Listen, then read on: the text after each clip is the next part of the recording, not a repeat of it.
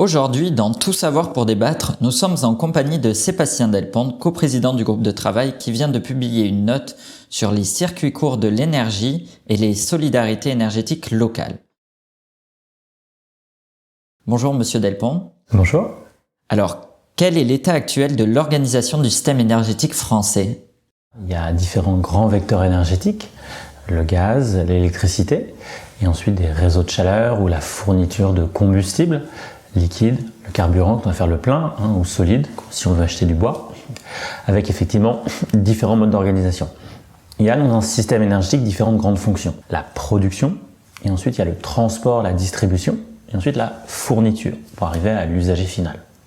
Avec historiquement un paysage qui était fait notamment sur le gaz et l'électricité de monopole historique, avec des acteurs uniques, EDF et GDF, qui faisaient l'ensemble de ces métiers. Et maintenant il y a une évolution, parce qu'on change dans les façons de produire. Maintenant, on produit du gaz de façon décentralisée, du biogaz. On produit de l'électricité de façon décentralisée. Et donc, pour ça, on a considéré qu'il n'y avait plus forcément du sens à ce que toutes les installations de biogaz soient la propriété de GDF.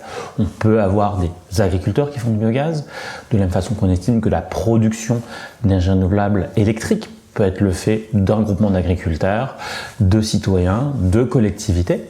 Et donc, il y a une libéralisation, l'ouverture aussi à d'autres acteurs privés, de la production. On peut avoir différents producteurs électriques d'énergie renouvelable locale.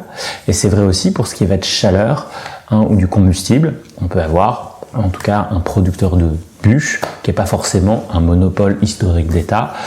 Et la gestion des réseaux de chaleur peut être le fait, et principalement le fait, de collectivités ou de délégataires. Donc il y a aujourd'hui en tout cas un paysage avec une diversité de producteurs. Donc toujours ce qu'étaient les producteurs historique, avec une place majeure d'Engie ou d'EDF dans le paysage énergétique français, mais effectivement d'autres gens qui ont la possibilité d'être producteurs, acteurs privés, acteurs publics, acteurs citoyens ou des acteurs hybrides. Ensuite, il y a toujours des monopoles historiques dans la distribution et le transport de l'électricité et du gaz, qui vont être le fait de RTE, Enedis pour l'électricité ou des entreprises locales de distribution ELD dans certaines portions du territoire français. Même chose pour le gaz, voire GRT Gaz, GRDF, Terega ou bien des ELD dans certaines portions du territoire.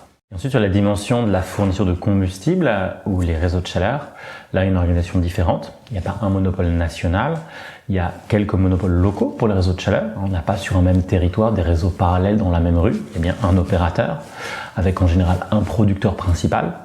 Je dis bien un producteur principal parce qu'on peut avoir de la chaleur issue d'une usine qu'on va récupérer. Voilà, il peut y avoir vraiment différentes sources de chaleur mais qu'on va distribuer avec un réseau unique. Et puis il n'y a jamais eu de monopole parce qu'il n'y a pas de sens pour ça, pour ce qui est la production de combustible liquide ou solide, du bois bûche ou bien du carburant, biocarburant. Voilà un peu l'organisation du paysage avec aussi pour finaliser et comprendre un peu les ordres de grandeur. Quand on achète de l'énergie, il y a 3 tiers. Il y a un qui est lié au coût de production de cette énergie, un gros tiers. Ensuite, il y a un tiers lié au coût de transport et de distribution. Et un dernier tiers qui est lié à la somme des taxes applicables. Voilà un petit peu ce qu'est aujourd'hui le paysage de l'énergie en France. Et qu'entendez-vous par le concept de solidarité énergétique locale ? Aujourd'hui, on a besoin, et on voit bien ce qu'était la crise des Gilets jaunes, le développement de la précarité énergétique, comment s'assurer que les ménages les plus fragiles de la société aient accès à l'énergie. Aujourd'hui, comment on peut imaginer des solidarités entre acteurs, entre secteurs d'activité, entre territoires. Il y a besoin d'imaginer ce que peuvent être des formes de créer des conditions d'un monde énergétique plus solidaire, où on ne laisse pas sans énergie ceux qui sont les plus pauvres. Et donc il y a besoin d'imaginer des différentes formes que peut prendre cette dimension de solidarité dans la question de l'énergie. Bien évidemment, la première dimension, c'est bien celle de la sobriété et de l'efficacité énergétique. Rénovons mieux et beaucoup plus fortement les ménages les plus fragiles. Mais bien sûr, il y a de l'énergie résiduelle. Et si parce qu'elle est produite localement pas chère, on peut leur fournir en tout cas à des conditions bonifiées de l'énergie, c'est quelque chose qu'il faut aussi considérer. Et ça fait partie de cette dimension qui nous semble importante à intégrer.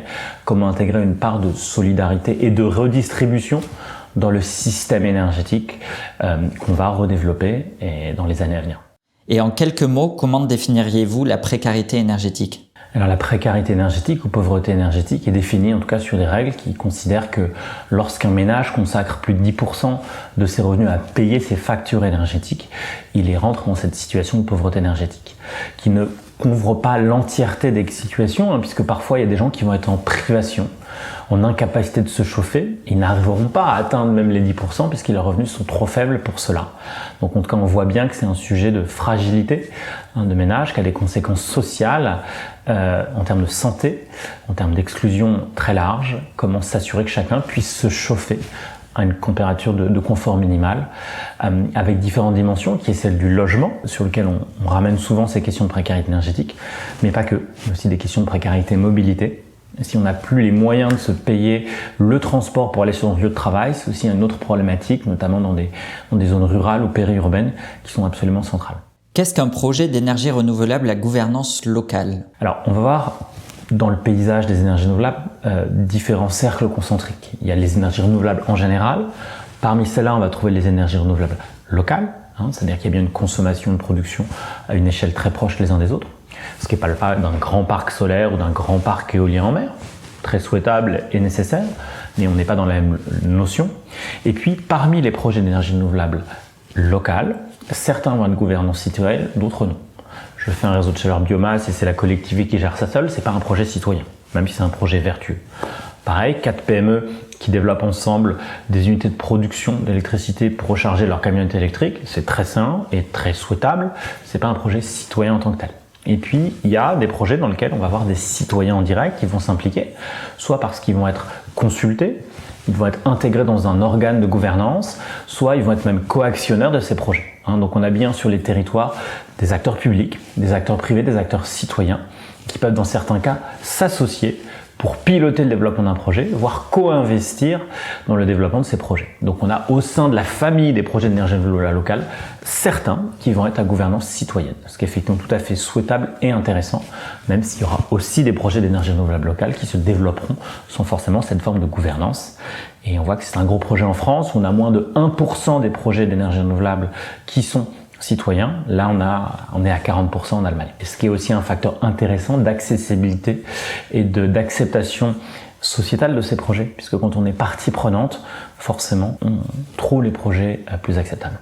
Y a-t-il d'autres bénéfices à ces projets ? Il y a des co-bénéfices effectivement très larges et qui ont été documentés. Entre un projet à gouvernance citoyenne ou qui ne l'est pas, on va avoir effectivement tendance à une préoccupation plus forte de la maximisation des co-bénéfices en termes d'emploi local, en termes d'externalités de différentes natures, une préoccupation plus grande effectivement à l'intégration harmonieuse et effectivement moins de contestation locale quand il y a une perception que l'écoute et les préoccupations ont bien été intégrées. Et quelles sont les ambitions de la France en termes de développement de ces projets citoyens ? Aujourd'hui, il y a une volonté en tout cas de l'accroître. Il y a eu des réformes et en tout cas des annonces qui ont été annoncées il y a quelques mois par la ministre en charge de l'énergie, Madame Pompili, en la matière. Ensuite, il y a des mises en œuvre qui vont être à suivre.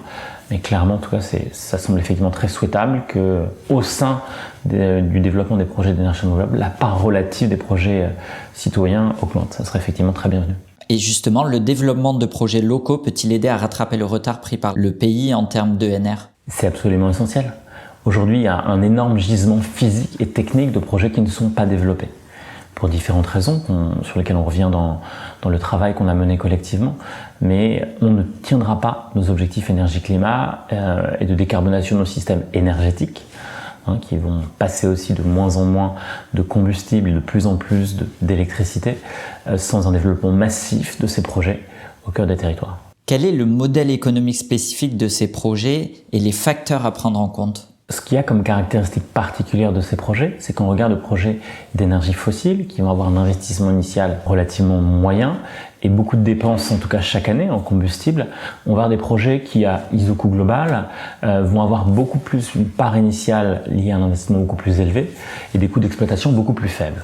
Donc la caractéristique, c'est qu'ils vont être beaucoup plus dépendants, en tout cas d'un accès à un coût du capital, parce qu'en général les gens empruntent pour développer ce genre de projet, donc beaucoup plus sensibles au coût du capital pour arriver à la bonne mise en œuvre de ces projets. Donc effectivement c'est une caractéristique économique qui les rend différents, qui fait que pour subvenir aux mêmes besoins énergétiques, il faut demain beaucoup plus s'endetter et beaucoup moins dépenser en charge chaque année, ce qui effectivement c'est un changement des modèles énergétiques et qui a des conséquences effectivement certaines pour les acteurs qui veulent les développer. Quels sont les blocages et les freins normatifs aux projets d'énergie renouvelable locale ? Aujourd'hui, on a un système réglementaire qui a été pensé à une époque où il y avait quelques grandes installations centralisées, un système principalement thermonucléaire, avec effectivement quelques centrales à flammes pour compléter le système et de l'hydraulique, mais effectivement des installations relativement centralisées. Aujourd'hui, on se rend compte qu'il y a un sens économique à développer beaucoup plus de projets décentralisés, mais avec une architecture réseau qui devra être toute différente. Donc effectivement, on a bien un changement de ce paysage énergétique qu'il va falloir accompagner, puisqu'effectivement, on arrive aussi à une époque où il y avait historiquement quelques grands monopoles nationaux. Là, on voit qu'il n'y a plus forcément du sens à n'avoir que des monopoles nationaux. Il y aura toujours des grands acteurs nationaux, mais aussi des acteurs locaux. Donc c'est vrai que c'est un vrai changement du paysage qui doit amener à un changement des règles. Et on a un système qui n'a pas forcément été pensé pour rendre les démarches initiatives de petits porteurs de projets simples. Alors simple, ça ne veut pas dire simpliste. Bien évidemment, il y a des questions d'insertion territoriale essentielle. Il faut se préoccuper de risques incendie, il faut se préoccuper d'insertion architecturale, il y a plein d'impacts sur la biodiversité, mais effectivement il y aurait certainement à gagner à travailler, en tout cas à unifier en tout cas les différents systèmes d'autorisation pour qu'un porteur de projet, citoyen, collectivité ou PME, n'ait pas forcément des relations et des procédures d'autorisation avec 8 ou 9 services différents de l'État pour arriver à poursuivre le développement de son projet. Il y a un vrai enjeu à gagner en temps.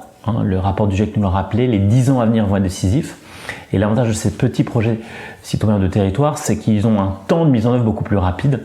Donc si on arrive à accélérer la façon dont on va coordonner les autorisations administratives pour être capable de les faire dans un temps beaucoup plus restreint, avec une forme de guichet unique où on va centraliser son autorisation pour éviter aussi des recommandations qui puissent être contradictoires, parce que parfois quand on a 7 ou 8 ou 9 guichets de l'administration qui donnent des avis pas toujours cohérents entre eux, ça ne rend pas le développement des projets très simple. Ça rajoute en tout cas des incertitudes, des coûts du risque, et ça va décourager certains porteurs de projets, y compris publics. Il y a des collectivités qui se découragent de se lancer dans des projets d'énergie renouvelable locale du fait effectivement de certaines difficultés liées à ces processus d'administration qui nécessitent aussi une ingénierie juridique interne ou technique pour y faire face, qui ne correspond pas forcément aux besoins, aux capacités de leurs équipes.